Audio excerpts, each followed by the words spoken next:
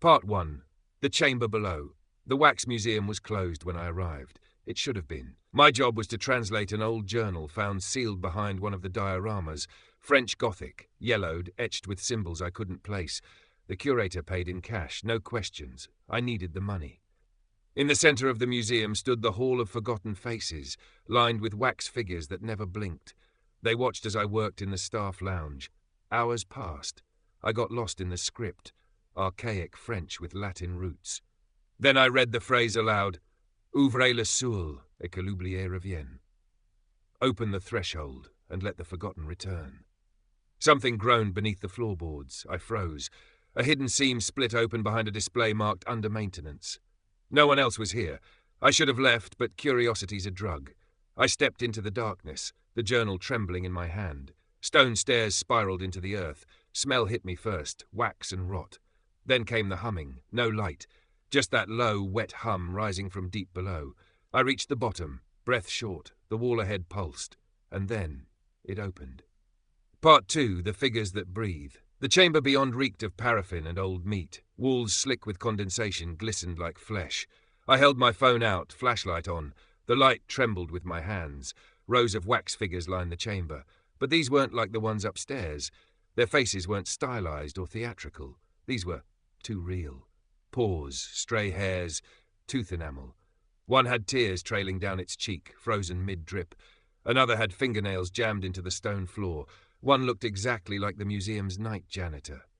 I'd passed him earlier. He nodded at me. His wax twin wore the same navy jumpsuit. I hadn't noticed the key ring before, shaped like a cat. I turned. The real one stood in the hallway, eyes glassy, not moving. Then he smiled. His skin folded back like wax peeling from a candle. Underneath wasn't bone. It shimmered, liquid metal, twitching, remembering something. I ran.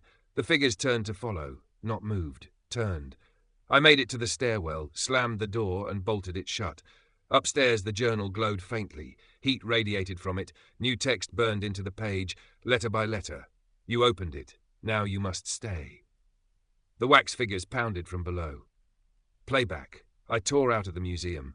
Fog rolled in fast, too fast, curling through alley cracks like it was hunting. My phone buzzed. New notification. Camera roll updated. I hadn't taken pictures. I opened it anyway. 12 new videos.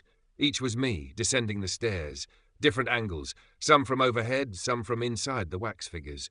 In one I saw myself whisper something before disappearing into shadow. I scrubbed through, frame by frame. My mouth moved. I wrote down the words, "They built it below. Not a museum. A preserve."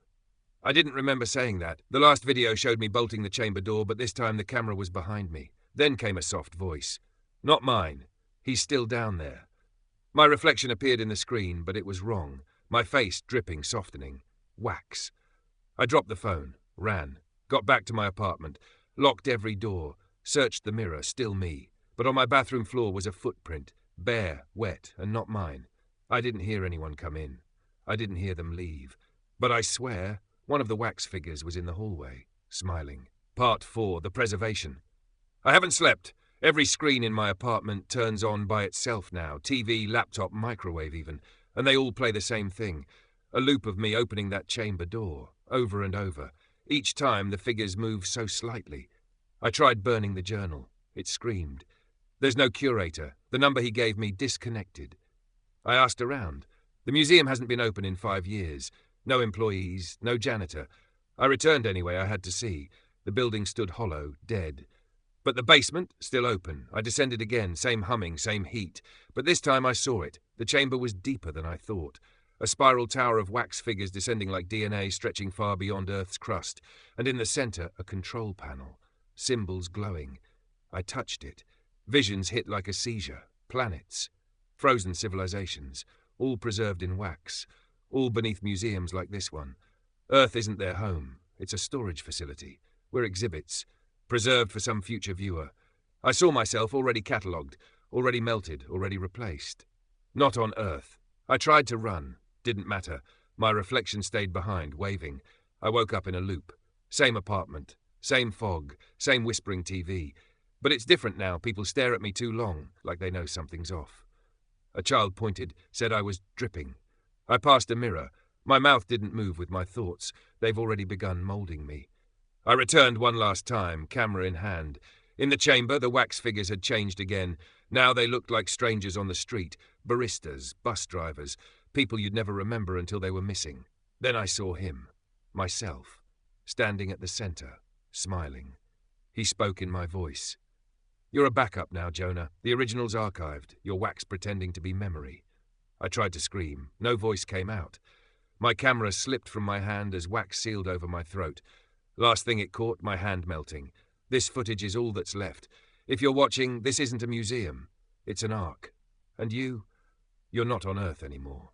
Look outside. Tell me, do the stars look right to you?